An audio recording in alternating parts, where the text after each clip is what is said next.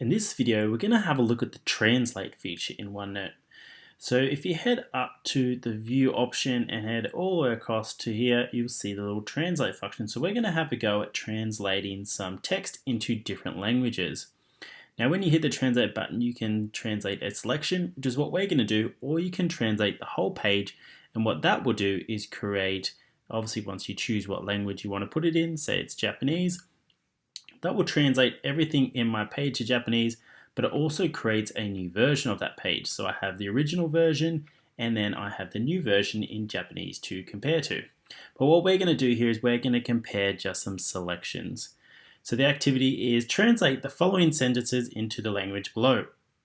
Hello, my name is Annie and I like learning new languages. We're going to translate that to Japanese. So I'm going to highlight all of that text, go to translate, and I'm going to choose selection. I'm then going to see it picks up the auto detect is that is English, correct? And then I'm going to choose what I want to change it to. So I need to find Japanese.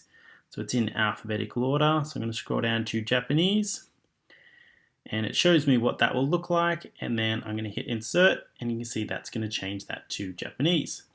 Let's do the same for French. So while you have all these open, you can keep it open and just simply change to the next one because it's the same sentence. So I'm going to go down and find French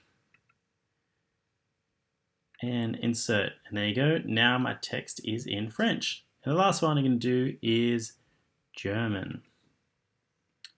Starting with G, A, B, C, D, E, F, G. There it is. And I'm going to insert that into my page there. So you can see I now have the same sentence in 3 different languages.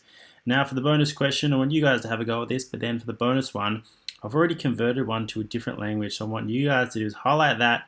That should auto detect what the language is. And I want you to translate it back to English.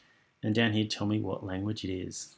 All right, enjoy. So that is translate on OneNote for Mac.